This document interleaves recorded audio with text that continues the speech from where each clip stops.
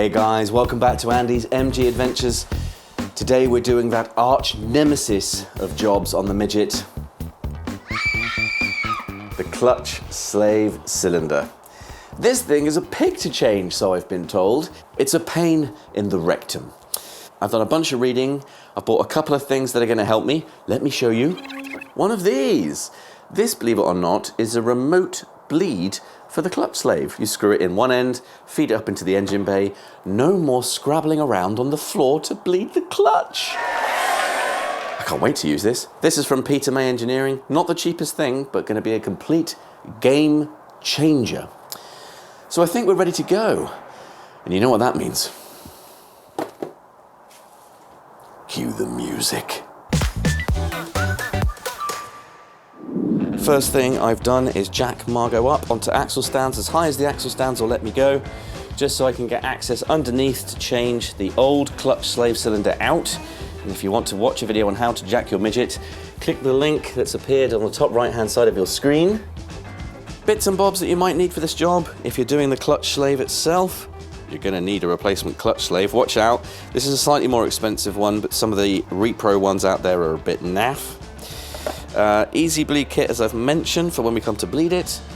Got some plus gas here to remove the old bolts off the current clutch slave, hoping that might help. There's a lot of discussion about what's the right fluid. For everyday use, I've heard that DOT4 is perfectly fine. Remote bleed to fit onto the new clutch slave, jam jar for old fluid, and workshop manual to make sure that we're following all the correct processes. I have no idea what spanners and stuff I need yet, so I will let you know as we go along.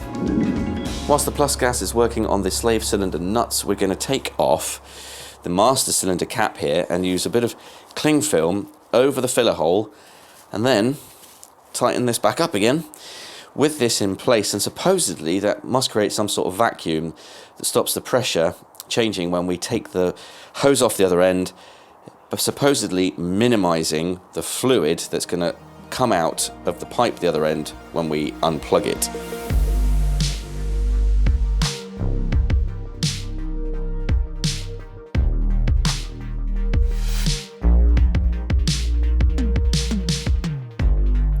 So page 118 of the Haynes manual, slave cylinder removal and refitting. We've already put the cling film over the filler cap. We're going to wipe round the hose where the fluid goes into the slave cylinder and then undo that.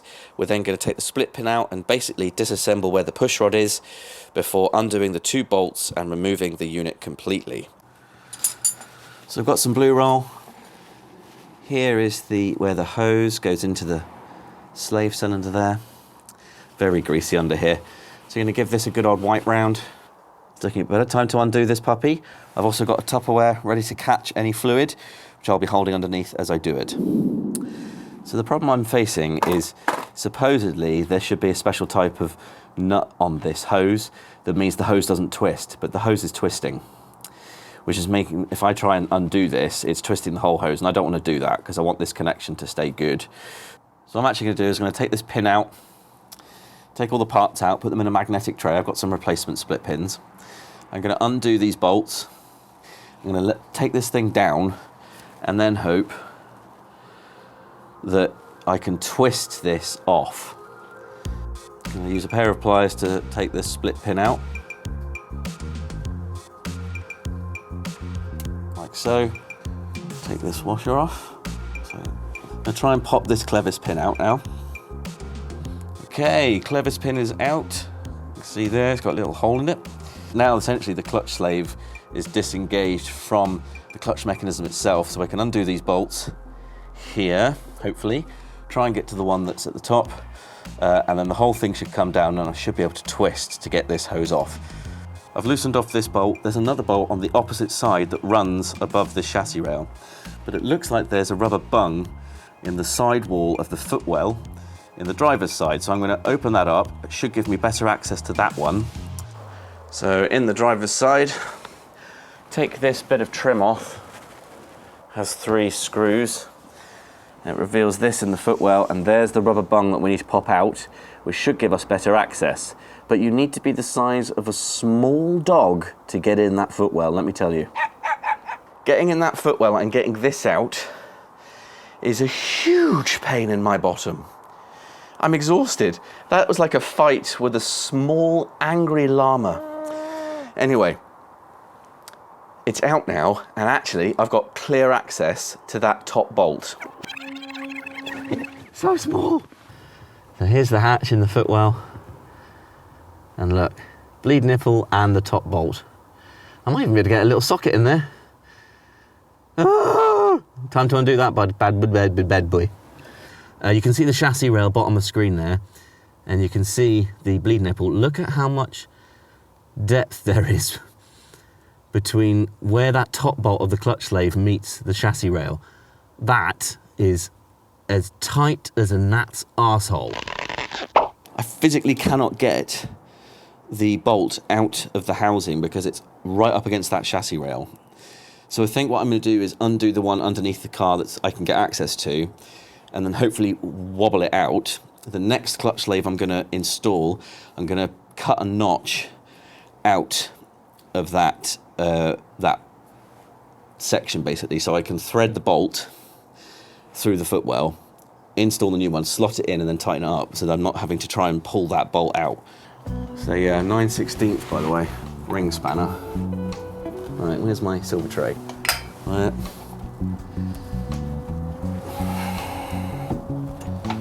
There we go.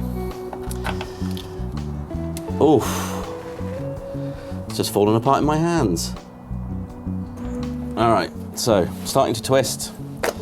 Not twisting the hose, twisting the unit.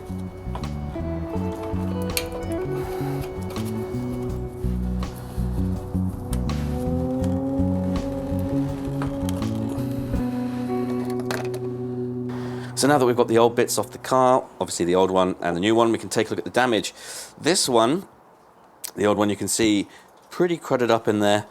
I'm sure someone experienced could work out how to refurb one of these, but I am not that person. The new one, obviously, looking a lot nicer. The biggest thing I've noticed is this. I heard about this, the clevis pin. So the clevis pin is basically the pivot that acts when you push on the clutch. This joins the clutch slave to the actual rod that moves the clutch itself. There's actually a wear line on this here. Can you see? You can actually feel that, where that shiny metal is. That has literally worn away, and they say when you're doing this job you should take this out and replace it. But the new one is slightly longer, but I think the hole's in the same place. That's what matters. The decision we need to make now is, do we cut a slot into this here? I might just try first of all and see if I can, just as a dry fit, see if I can get it in. So I've had a little go at dry fitting the new one. People say they have problems with the top bolt, getting the top bolt to go into place because you can barely get your hands in there. They're right. It's almost impossible. I think I could do it with a bit of luck on my side. So I'm going to take people's advice and cut a sort of hole out of the top lug so I can slot the new slave cylinder into place. I've actually used the old slave cylinder that's Duff to practice on, and I'll show you what I mean. And here it is. So you can see I've taken, if you look at the two alongside each other, I've just taken the top lug out. So what it means is I can go in under the car now and put this bolt into the actual housing of the transmission, and then when I go to install the clutch slave, I can slot this into this hole and then tighten up. So I've got this wonderful picture from Alan Anstead, who is one of the prolific members of the Midget and Sprite Club, and you can see the modification there, a little cut out of the notch at the top, and I'm going to do exactly the same here to the top of mine.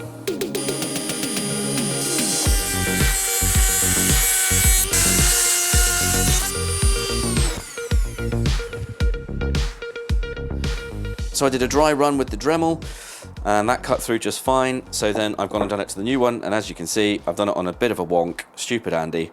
However, it's quite forgiving, that being that it just needs to sort of be loose and slotted in, and then it can obviously pivot around a bit. So once that bolt's in.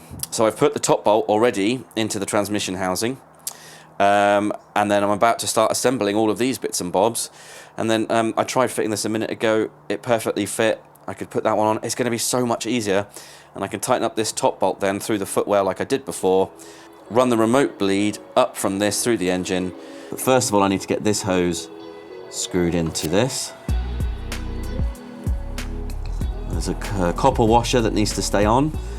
I'm going to get my metric spanner, because I don't have a flipping right size, to tighten that on as best as I can. Then, next step, we're going to put the remote bleed here.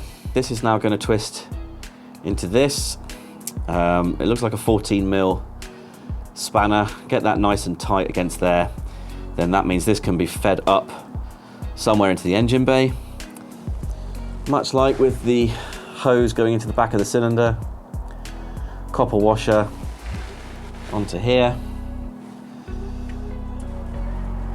Tighten that nice. There we go. So now that's on, we can sort of feed that up through into the engine bay. Now what we need to do is move the clutch slave, so you can just see there's the bolt that I've already put in up there. That's the top bolt for the hole we've made in the new slave. And we've got to bolt this thing together. Do that. There we go. Now I need to just get the other bolt and put it in that hole. Next step is to go in here, through that little cover, and use my fingers and then either a socket or a 9/16 spanner, tighten up the top bolt. So there you go, you can see why that notch has made life so much easier. Just slot it, push it all up, tighten it up easily from inside here with a 9/16 ring spanner. And then there's the Peter May hose that's got the copper washer on as well, going all the way up. So that's made life so much easier. So now I'm in a position where I can put the clevis pin and the split pin washer assembly onto the push rod. Double check the tightness on that Peter May hose, just want to make sure that that's not going to go anywhere, and we can look at bleeding. So I've done up the bottom bolt on the clutch slave cylinder. I've just made sure that I can reach the remote bleed, and there it is. I've fed it up through from down below. It's flapping around at the moment. I will find somewhere better to put it and clamp it onto, but I wanted to make sure that that was easily workable, and it is. So from underneath you can see hose is in, bolts are in. Now the last thing to do is to put the clevis pin and washer. So this is the new clevis pin. It's going to go through the hole that way. So that this bit here is basically the other side, out of reach. And then through the hole goes a split pin and a washer, holding the whole thing together. I'm going to see if I can do this one-handed. So there we go. All reassembled again. And I've got the split pin and the washers installed on the clevis pin. So now everything should be ready to basically start bleeding the clutch, and I shouldn't need to come underneath here apart from to check the movement of this push rod. So that's the clutch slave cylinder replaced. That was hard to say. Join me in the next video for part 2, where we're going to use these. Yep, it's time to bleed this sucker. See you there in a bit. Bye for now.